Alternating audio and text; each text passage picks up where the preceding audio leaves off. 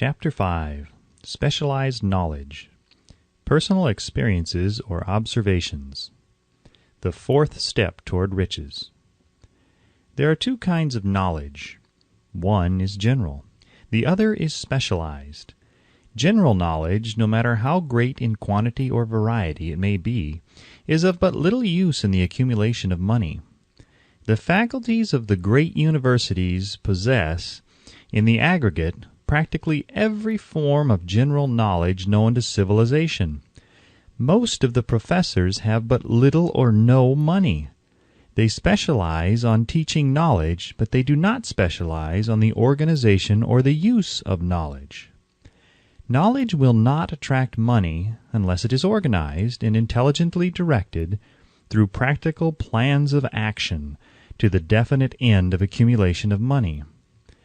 Lack of understanding of this fact has been the source of confusion to millions of people who falsely believe that knowledge is power. It is nothing of the sort. Knowledge is only potential power. It becomes power only when and if it is organized into definite plans of action and directed to a definite end. The missing link in all systems of education known to civilization today may be found in the failure of educational institutions to teach their students how to organize and use knowledge after they acquire it. Many people make the mistake of assuming that, because Henry Ford had but little schooling, he is not a man of education. Those who make this mistake do not know Henry Ford, nor do they understand the real meaning of the word educate. That word is derived from the Latin word educo, meaning to educe, to draw out, to develop from within. An educated man is not, necessarily, one who has an abundance of general or specialized knowledge. An educated man is one who has so developed the faculties of his mind that he may acquire anything he wants, or its equivalent, without violating the rights of others. Henry Ford comes well within the meaning of this definition. During the war, a Chicago newspaper published certain editorials in which, among other statements, Henry Ford was called an ignorant pacifist. Mr. Ford objected to the statements and brought suit against the paper for libeling him. When the suit was tried in the courts, the attorneys for the paper pleaded justification and placed Mr. Ford himself on the witness stand for the purpose of proving to the jury that he was ignorant. The lawyers asked Mr. Ford a great variety of questions, all of them intended to prove by his own evidence that while he might possess considerable specialized knowledge pertaining to the manufacture of automobiles, he was in the main ignorant. Mr. Ford was plied with such questions as the following. Who is Benedict Arnold, and how many soldiers did the British send over to America to put down the rebellion of 1776? In the answer to the last question, Mr. Ford replied, I do not know the exact number of soldiers the British sent over, but I have heard that it was a considerably larger number than ever went back. Finally, Mr. Ford became tired of this line of questioning, and in reply to a particularly offensive question, he leaned over, pointed his finger at the lawyer who had asked the question, and said, If I should really want to answer the foolish question you have just asked, or if any of the other questions you have been asking me, let me remind you that I have a row of electric push-buttons on my desk, and by pushing the right button, I can summon to my aid men who can answer any question I desire to ask concerning the business to which I am devoting most of my efforts. Now, will you kindly tell me why I should clutter up my mind with general knowledge for the purpose of being able to answer questions when I have men around me who can supply any knowledge I require? There certainly was good logic to that reply. That answer floored the lawyer. Every person in the courtroom realized it was the answer, not of an ignorant man, but of a man of education. Any man is educated who knows where to get knowledge when he needs it, and how to organize that knowledge into definite plans of action. Through the assistance of his mastermind group, Henry Ford had at his command all the specialized knowledge he needed to enable him to become one of the wealthiest men in America. It was not essential that he have this knowledge in his own mind. Surely no person who has sufficient inclination and intelligence to read a book of this nature can possibly miss the significance of this illustration. Before you can be sure of your ability to transmute desire into its monetary equivalent, you will require specialized knowledge of the service, merchandise, or profession which you intend to offer in return for fortune. Perhaps you may need much more specialized knowledge than you have the ability or the inclination to acquire, and if this should be true, you may bridge your weakness through the aid of your mastermind group. Andrew Carnegie stated that he, personally, knew nothing about the technical end of the steel business. Moreover, he did not particularly care to know anything about it. The specialized knowledge which he required for the manufacture and marketing of steel he found available through the individual units of his mastermind group. The accumulation of great fortunes call for power, and power is acquired through highly organized and intelligently directed specialized knowledge, but that knowledge does not necessarily have to be in the possession of the man who accumulates the fortune.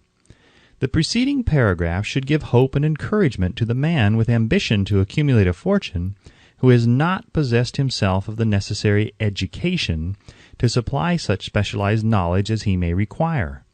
Men sometimes go through life suffering from inferiority complexes because they are not men of education.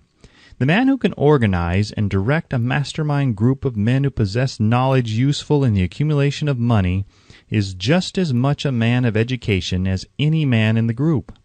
Remember this if you suffer from a feeling of inferiority because your schooling has been limited. Thomas A. Edison had only 3 months of schooling during his entire life. He did not lack education, neither did he die poor. Henry Ford had less than a 6th grade schooling, but he has managed to do pretty well by himself financially. Specialized knowledge is among the most plentiful and the cheapest forms of service which may be had.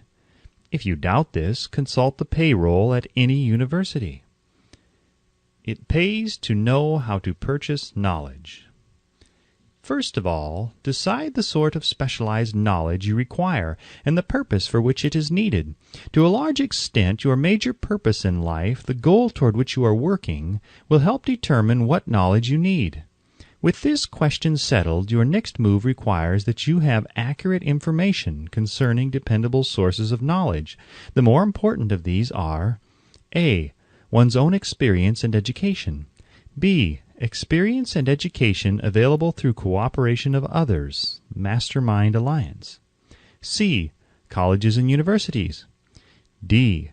Public libraries, through books and periodicals in which may be found all the knowledge organized by civilization. E. Special training courses, through night schools and home study schools in particular. As knowledge is acquired, it must be organized and put into use for a definite purpose through practical plans.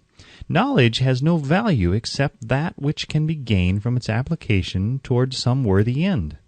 This is one reason why college degrees are not valued more highly. They represent nothing but miscellaneous knowledge. If you contemplate taking additional schooling, first determine the purpose for which you want the knowledge you are seeking. Then learn where this particular sort of knowledge can be obtained from reliable sources. Successful men in all callings never stop acquiring specialized knowledge related to their major purpose, business, or profession. Those who are not successful usually make the mistake of believing that the knowledge acquiring period ends when one finishes school. The truth is that schooling does little more than to put one in the way of learning how to acquire practical knowledge. With this changed world, which began at the end of the economic collapse, came also astounding changes in educational requirements. The order of the day is specialization. This truth was emphasized by Roger P. Moore, Secretary of Appointments of Columbia University. Specialists most sought. particularly sought after by employing companies are candidates who have specialized in some field, business school graduates with training in accounting and statistics, engineers of all varieties, journalists, architects, chemists, and also outstanding leaders and activity men of the senior class. The man who has been active on the campus, whose personality is such that he gets along with all kinds of people and who has done an adequate job with his studies, has a most decided edge over the strictly academic student. Some of these, because of their all-around qualifications, have received several offers of positions, a few of them as many as 6. In departing from the conception that the straight-A student was invariably the one to get the choice of the better jobs, Mr. Moore said that most companies look not only to academic records but to activity reports and personalities of the students. One of the largest industrial companies, the leader in its field, in writing to Mr. Moore concerning prospective seniors at the college, said, "We are interested primarily in finding men who can make exceptional progress in management work. For this reason we emphasize qualities of character, intelligence, and personality far more than specific educational background." Apprenticeship proposed. Proposing a system of apprenticing students in offices, stores, and industrial occupations during the summer vacation, Mr. Moore asserts that after the first 2 or 3 years of college, every student should be asked to choose a definite future course and to call a halt if he has been merely pleasantly drifting without purpose through an unspecialized academic curriculum. Colleges and universities must face the practical consideration that all professions and occupations now demand specialists, he said, urging that educational institutions accept more direct responsibility for vocational guidance. One of the most reliable and practical sources of knowledge available to those who need specialized schooling is the night schools operated in most large cities.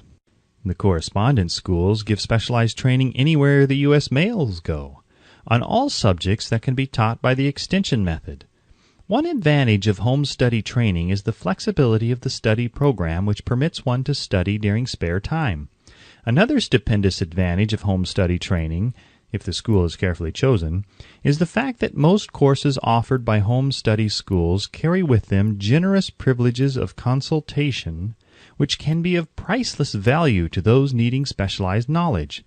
No matter where you live, you can share the benefits. Anything acquired without effort and without cost is generally unappreciated, often discredited.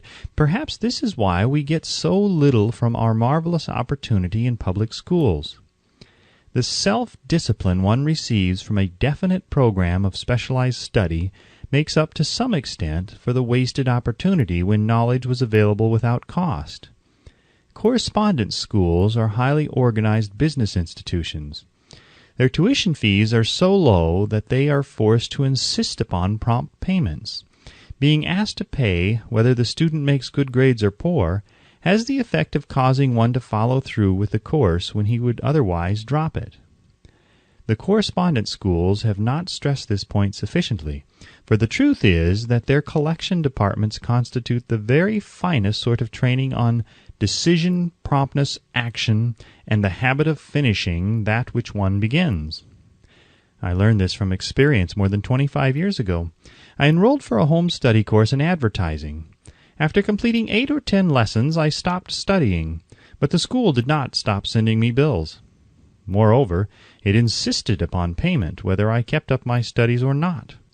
I decided that if I had to pay for the course, which I had legally obligated myself to do, I should complete the lessons and get my money's worth. I felt at the time that the collection system of the school was somewhat too well organized, but I learned later in life that it was a valuable part of my training for which no charge had been made. Being forced to pay, I went ahead and completed the course. Later in life, I discovered that the efficient collection system of that school had been worth much in the form of money earned, because of the training in advertising I had so reluctantly taken. We have in this country what is said to be the greatest public school system in the world. We have invested fabulous sums for fine buildings. We have provided convenient transportation for children living in rural districts so they may attend the best schools. But there is one astounding weakness to this marvelous system. It is free. One of the strange things about human beings is that they value only that which has a price.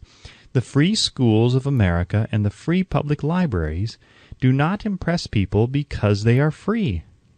This is the major reason why so many people find it necessary to acquire additional training after they quit school and go to work. It is also one of the major reasons why employers give greater consideration to employees who take home study courses. They have learned from experience that any person who has the ambition to give up a part of his spare time to studying at home has in him those qualities which make for leadership. This recognition is not a charitable gesture. It is sound business judgment upon the part of the employers. There is one weakness in people for which there is no remedy. It is the universal weakness of lack of ambition.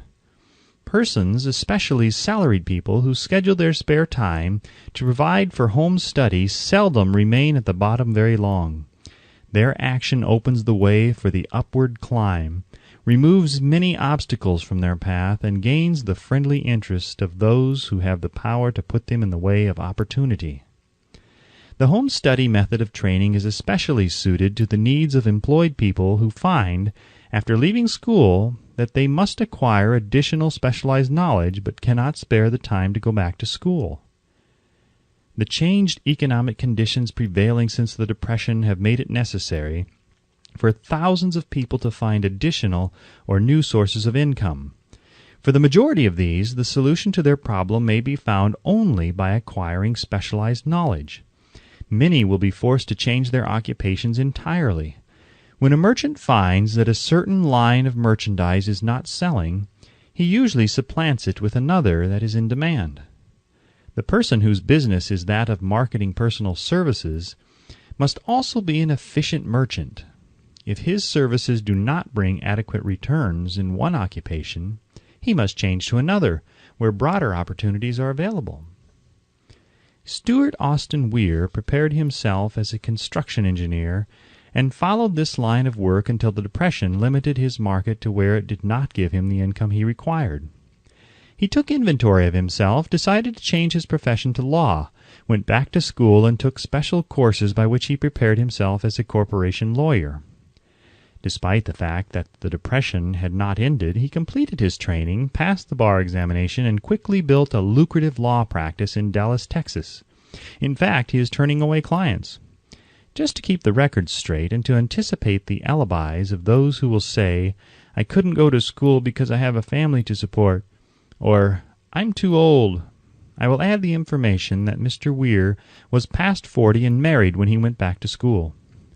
Moreover, by carefully selecting highly specialized courses in colleges best prepared to teach the subjects chosen, Mr. Weir completed in 2 years the work for which the majority of law students require 4 years. It pays to know how to purchase knowledge. The person who stops studying merely because he has finished school is forever hopelessly doomed to mediocrity, no matter what may be his calling. The way of success is the way of continuous pursuit of knowledge. Let us consider a specific instance. During the Depression, a salesman in a grocery store found himself without a position. Having had some bookkeeping experience, he took a special course in accounting, familiarized himself with all the latest bookkeeping and office equipment, and went into business for himself. Starting with the grocer for whom he had formerly worked, he made contracts with more than 100 small merchants to keep their books at a very nominal monthly fee. His idea was so practical that he soon found it necessary to set up a portable office in a light delivery truck, which he equipped with modern bookkeeping machinery. He now has a fleet of these bookkeeping offices on wheels and employs a large staff of assistants, thus providing small merchants with accounting service equal to the best that money can buy, at a very nominal cost. Specialized knowledge plus imagination were the ingredients that went into this unique and successful business. Last year, the owner of that business paid an income tax of almost 10 times as much as was paid by the merchant for whom he worked when the Depression forced upon him a temporary adversity which proved to be a blessing in disguise. The beginning of this successful business was an idea. Inasmuch as I had the privilege of supplying the unemployed salesman with that idea, I now assume the further privilege of suggesting another idea which was within it the possibility of even greater income. Also the possibility of rendering useful service to thousands of people who badly need that service. The idea was suggested by the salesman who gave up selling and went into the business of keeping books on a wholesale basis. When the plan was suggested as a solution of his unemployment problem, he quickly exclaimed, "I like the idea, but I would not know how to turn it into cash." In other words, he complained he would not know how to market his bookkeeping knowledge after he acquired it. So that brought up another problem which had to be solved. With the aid of a young woman typist, clever at hand lettering, and who could put the story together, a very attractive book was prepared describing the advantages of the new system of bookkeeping. The pages were neatly typed and pasted in an ordinary scrapbook, which was used as a silent salesman with which the story of this new business was so effectively told that its owner soon had more accounts than he could possibly handle. There are thousands of people all over the country who need the services of a merchandising specialist capable of preparing an attractive brief for use in marketing personal services. The aggregate annual income from such a service might easily exceed that received by the largest employment agency, and the benefits of the service might be made far greater to the purchaser than any to be obtained from an employment agency. The idea here described was born of necessity to bridge an emergency which had to be covered, but it did not stop by merely serving one person. The woman who created the idea has a keen imagination. She saw in her newly born brainchild the making of a new profession, one that is destined to render valuable service to thousands of people who need practical guidance in marketing personal services.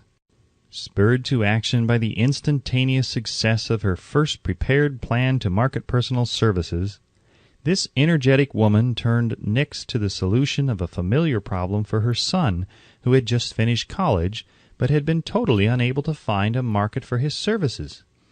The plan she originated for his use was the finest specimen of merchandising of personal services I have ever seen.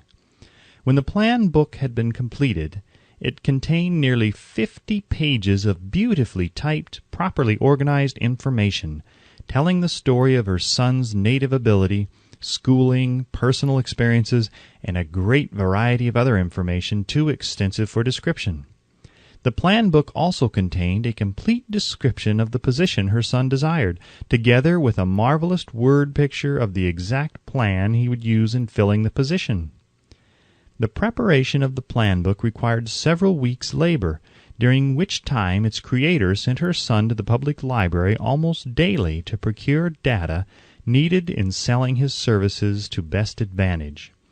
She sent him also to all the competitors of his prospective employer, and gathered from them vital information concerning their business methods, which was of great value in the formation of the plan he intended to use in filling the position he sought.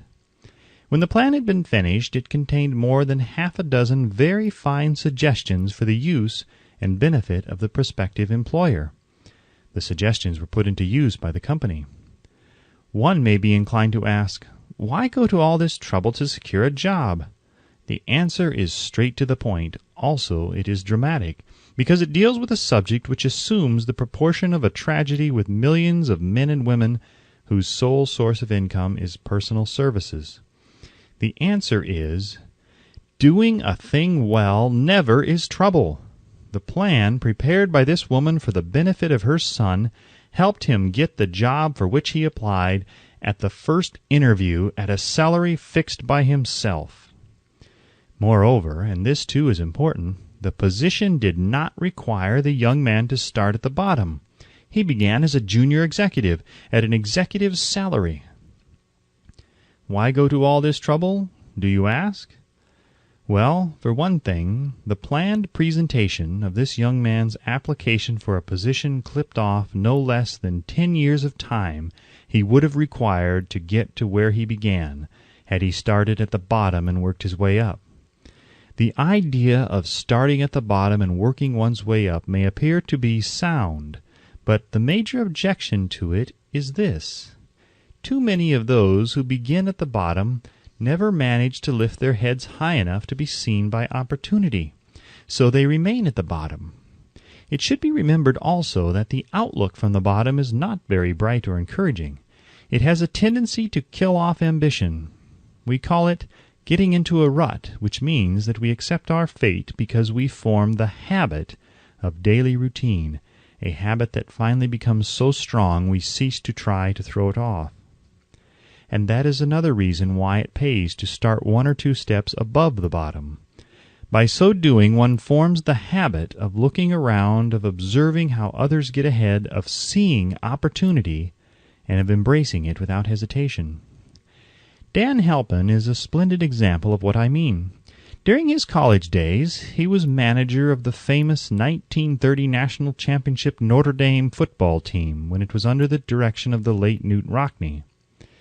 Perhaps he was inspired by the great football coach to aim high and not mistake temporary defeat for failure, just as Andrew Carnegie, the great industrial leader, inspired his young business lieutenants to set high goals for themselves. At any rate, young Halpin finished college at a mighty unfavorable time, when the Depression had made jobs scarce, so, after a fling at investment banking and motion pictures, he took the first opening with a potential future he could find: selling electrical hearing aids on a commission basis. Anyone could start in that sort of job, and Halpin knew it. But it was enough to open the door of opportunity to him. For almost 2 years he continued in a job not to his liking, and he would never have risen above that job if he had not done something about his dissatisfaction. He aimed first at the job of assistant sales manager of his company, and got the job. That one step upward placed him high enough above the crowd to enable him to see still greater opportunity. Also, it placed him where opportunity could see him. He made such a fine record selling hearing aids that A.M. Andrews, chairman of the board of the Dictograph Products Company, a business competitor of the company for which Halpin worked, wanted to know something about that man, Dan Halpin, who was taking big sales away from the long-established Dictograph Company. He sent for Halpin. When the interview was over, Halpin was the new sales manager in charge of the Acousticon division. Then, to test Halpin's mettle, Mr. Andrews went away to Florida for 3 months, leaving him to sink or swim in his new job. He did not sink. Knute Rockne's spirit of all the world loves a winner and has no time for a loser inspired him to put so much into his job that he was recently elected vice president of the company and general manager of the Acousticon and Silent Radio division, a job which most men would be proud to earn through 10 years of loyal effort. Halpin turned the trick in little more than 6 months. It is difficult to say whether Mr. Andrews or Mr. Halpin is more deserving of eulogy, for the reason that both showed evidence of having an abundance of that very rare quality known as imagination. Mr. Andrews deserves credit for seeing in young Halpin a go-getter of the highest order. Halpin deserves credit for refusing to compromise with life by accepting and keeping a job he did not want. And that is one of the major points I am trying to emphasize through this entire philosophy, that we rise to high positions or remain at the bottom because of conditions we can control if we desire to control them. I am also trying to emphasize another point, namely that both success and failure are largely the results of habit. I have not the slightest doubt that Dan Halpin's close association with the greatest football coach America ever knew planted in his mind the same brand of desire to excel which made the Notre Dame football team world famous. Truly, there is something to the idea that hero worship is helpful, provided one worships a winner. Halpin tells me that Rockne was one of the world's greatest leaders of men in all history. My belief in the theory that business associations are vital factors, both in failure and in success, was recently demonstrated when my son Blair was negotiating with Dan Halpin for a position. Mr. Halpin offered him a beginning salary of about 1/2 what he could have gotten from a rival company. I brought parental pressure to bear and induced him to accept the place with Mr. Halpin because I believe that close association with one who refuses to compromise with circumstances he does not like is an asset that can never be measured in terms of money. The bottom is a monotonous, dreary, unprofitable place for any person. That is why I have taken the time to describe how lowly beginnings may be circumvented by proper planning. Also, that is why so much space has been devoted to a description of this new profession, created by a woman who was inspired to do a fine job of planning because she wanted her son to have a favorable break. With the changed conditions ushered in by the world economic collapse, came also the need for newer and better ways of marketing personal services. It is hard to determine why someone had not previously discovered this stupendous need, in view of the fact that more money changes hands in return for personal services than for any other purpose. The sum paid out monthly to people who work for wages and salaries is so huge that it runs into hundreds of millions, and the annual distribution amounts to billions. Perhaps some will find, in the idea here briefly described, the nucleus of the riches they desire. Ideas with much less merit have been the seedlings from which great fortunes have grown. Woolworth's 5 and 10 cent store idea, for example, had far less merit, but it piled up a fortune for its creator. Those seeing opportunity lurking in this suggestion will find valuable aid in the chapter on organized planning. Incidentally, an efficient merchandiser of personal services would find a growing demand for his services wherever there are men and women who seek better markets for their services. By applying the mastermind principle, a few people with suitable talent could form an alliance and have a paying business very quickly. One would need to be a fair writer with a flair for advertising and selling, one handy at typing and hand lettering, and one should be a first-class business-getter who would let the world know about the service. If one person possessed all these abilities, he might carry on the business alone until it outgrew him. The woman who prepared the personal service sales plan for her son now receives requests from all parts of the country for her cooperation in preparing similar plans for others who desire to market their personal services for more money. She has a staff of expert typists, artists, and writers who have the ability to dramatize the case history so effectively that one's personal services can be marketed for much more money than the prevailing wages for similar services. She is so confident of her ability that she accepts as the major portion of her fee a percentage of the increased pay she helps her clients to earn.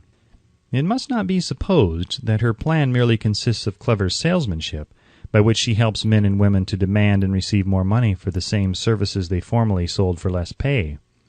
She looks after the interests of the purchaser as well as the seller of personal services, and so prepares her plans that the employer receives full value for the additional money he pays. The method by which she accomplishes this astonishing result is a professional secret which she discloses to no one excepting her own clients. If you have the imagination and seek a more profitable outlet for your personal services, this suggestion may be the stimulus for which you have been searching. The idea is capable of yielding an income far greater than that of the average doctor, lawyer, or engineer whose education required several years in college. The idea is saleable to those seeking new positions, in practically all positions calling for managerial or executive ability, and those desiring rearrangement of incomes in their present positions. There is no fixed price for sound ideas. Back of all ideas is specialized knowledge. Unfortunately, for those who do not find riches in abundance, specialized knowledge is more abundant and more easily acquired than ideas. Because of this very truth, there is a universal demand and an ever-increasing opportunity for the person capable of helping men and women to sell their personal services advantageously. Capability means imagination, the one quality needed to combine specialized knowledge with ideas in the form of organized plans designed to yield riches. If you have imagination, this chapter may present you with an idea sufficient to serve as the beginning of the riches you desire. Remember, The idea is the main thing. Specialized knowledge may be found just around the corner. Any corner.